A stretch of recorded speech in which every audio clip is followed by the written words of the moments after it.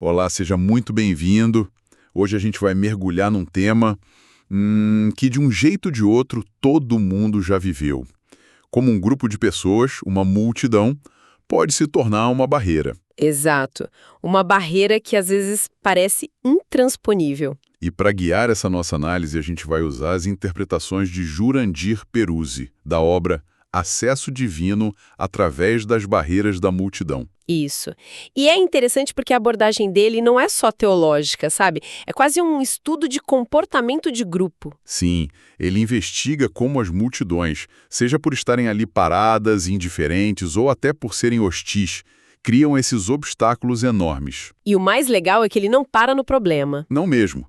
A nossa ideia aqui é justamente essa: destrinchar como esses bloqueios funcionam e, principalmente, que estratégias, segundo o autor, podem furar essas barreiras. Vamos começar então pelo caso mais visual, talvez.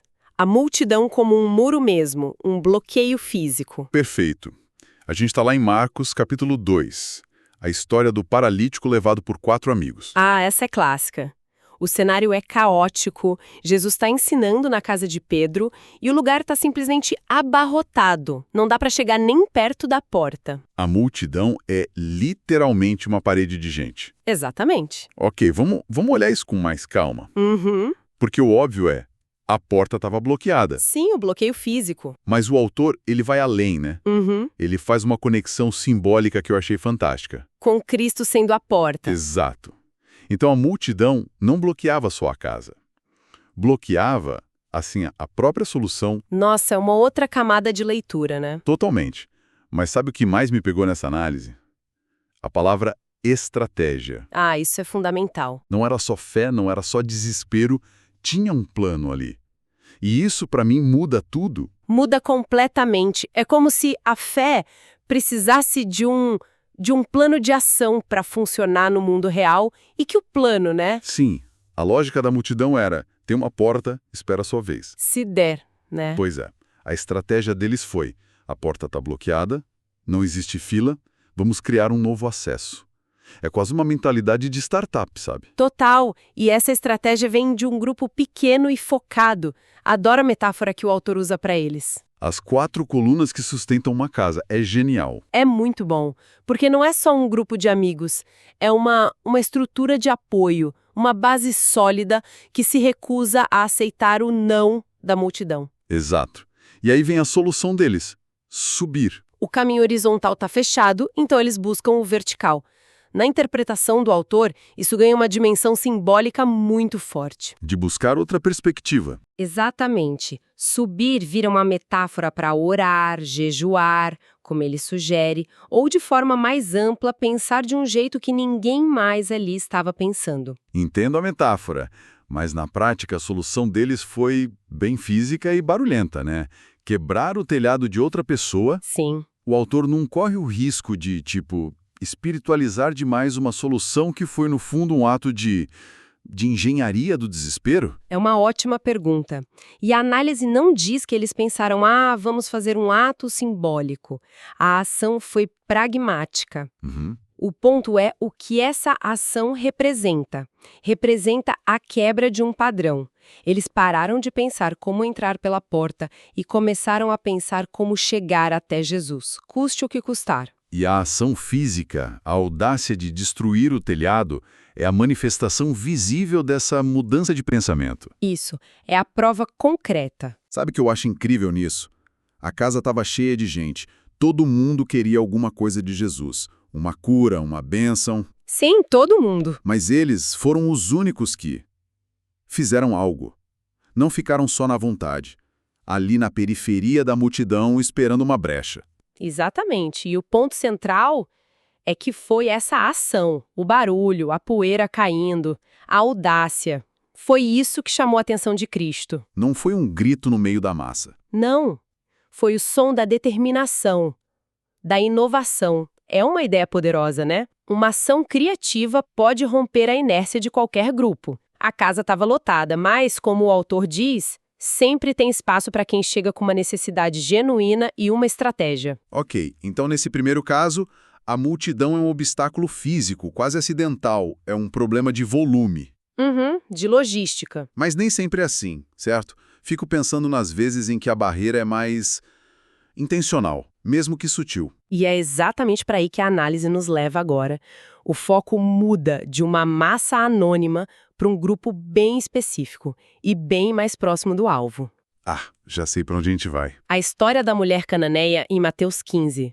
Ela quer a cura para a filha, mas a primeira barreira que ela encontra não é o povão, são os discípulos. O círculo íntimo, isso é muito mais sutil e talvez até mais doloroso, né? Com certeza. A barreira vir de quem, em tese, deveria ajudar. É o famoso gatekeeping, os porteiros do poder. Perfeitamente. Eles literalmente pedem para Jesus despedir a mulher, mandá-la embora. Eles agem como um filtro, sabe? Uhum. E a análise aqui mostra que as barreiras nem sempre são visíveis ou feitas de corpos. Às vezes o obstáculo é o excesso de zelo, o preconceito ou só a conveniência do círculo interno. É uma barreira de proteção que acaba isolando a solução de quem mais precisa. Exato. E o autor usa essa ideia para criar um contraste brutal com outra história.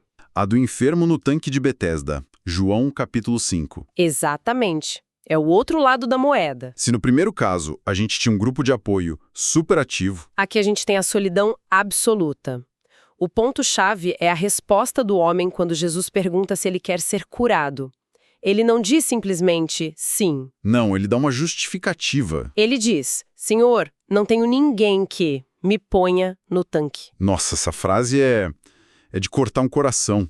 É a descrição perfeita da paralisia causada não só pela doença, mas pela solidão. 38 anos nisso? E a barreira que ele descreve é dupla. Sim, é isso que é impressionante. A primeira é a ausência de ajuda, não tenho ninguém, é o oposto direto do paralítico com as 4 colunas. Totalmente. E a segunda barreira é a convicção da multidão. Ele continua: enquanto eu vou, desce outro antes de mim. A multidão aqui não está bloqueando ativamente, mas a dinâmica do grupo é de uma competição predatória. É cada um por si. Ele nem tenta mais, porque ele já sabe que vai perder. É a resignação.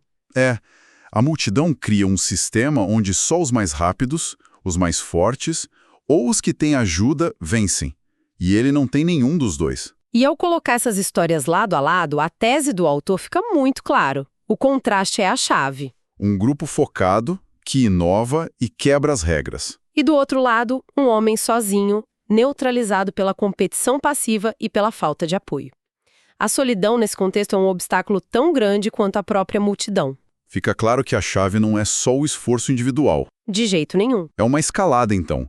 A gente começa com uma multidão indiferente que só ocupa espaço. Uhum. Passa por um grupo interno que te filtra, que age como o gatekeeper.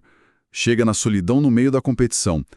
Mas parece que tem um degrau ainda mais assustador, Ah, tem. onde a multidão não é mais indiferente ou competitiva.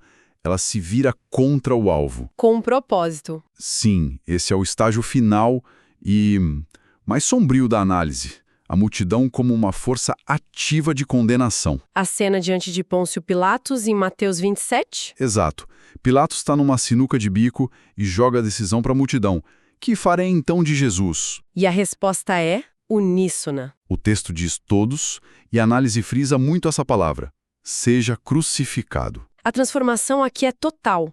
A multidão não está mais no caminho para Jesus. Não. Ela está decidindo o destino dele. A multidão não é mais o obstáculo, ela é o veredito. Exato.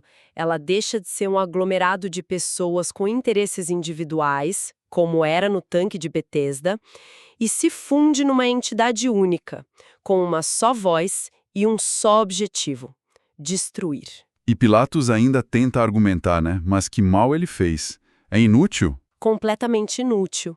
A voz coletiva só se intensifica, gritando ainda mais alto. É assustador pensar nessa transformação. A massa deixa de ser um obstáculo passivo e se torna o próprio agente da sentença. É o poder do contágio emocional, da pressão de grupo, levado ao extremo. E com isso, o arco da análise se completa, né? Sim, a gente vê essa progressão nítida de uma barreira por indiferença para um filtro social, para a competição que paralisa e, finalmente, para a condenação unificada. É uma visão poderosa e um tanto pessimista sobre o comportamento das massas. Bom, depois de passar por todos esses cenários, o que a gente tira disso tudo? A ideia principal que fica das interpretações de Jurandir Perucci é que as multidões São. barreiras multifacetadas. Sim. Podem ser um peso morto, um filtro, uma competição ou uma força de ataque. Mas a análise não é só um diagnóstico, né? Não, de forma alguma. Em cada exemplo, mesmo nos mais sombrios, existe uma lição sobre a resposta. Certo. Contra o bloqueio físico, A lição é a estratégia criativa de um grupo unido. contra o filtro do círculo interno, a persistência da mulher cananeia foi a chave. E o contraste do paralítico com o homem de Betesda grita sobre a importância de ter uma rede de apoio. Grita. É verdade. A solução, na maioria das vezes, não parece ser enfrentar a multidão de frente, sabe? Tentar convencê-la. Não, não é por aí. É sobre ter um plano para contorná-la, passar por cima ou, no caso da mulher, simplesmente não aceitar ou não como resposta. Se a gente conectar tudo isso a um quadro maior, a lição é muito prática. O acesso a uma solução, a uma oportunidade, não depende só da nossa vontade individual. Depende muito. Depende e muito da nossa capacidade de ler e navegar as dinâmicas sociais ao nosso redor. Às vezes, a habilidade mais importante é saber quando insistir, quando recuar e quando arranjar uns amigos para quebrar um telhado. O que nos leva a uma reflexão final. A análise toda gira em torno da multidão como obstáculo. Mas o que realmente se destaca para mim é o contraste entre quem tem um pequeno grupo de apoio e quem não tem ninguém. Sim, esse contraste é o coração da tese. O autor foca na multidão, mas a solução que ele mais celebra é a força do pequeno grupo. Exato. E isso nos faz pensar. Nas nossas próprias jornadas, quantas vezes o verdadeiro obstáculo não é a tarefa em si, mas a dinâmica do grupo ao redor? Um ambiente de trabalho indiferente, um círculo social competitivo, uma família que não apoia. E talvez a pergunta mais importante que essa análise deixa seja essa. Será que a chave para superar a multidão está menos no nosso esforço solitário e mais em identificar e construir as nossas colunas? Aquelas poucas pessoas que vão nos ajudar não a forçar a porta. Mas a ter a ousadia de criar um caminho totalmente novo.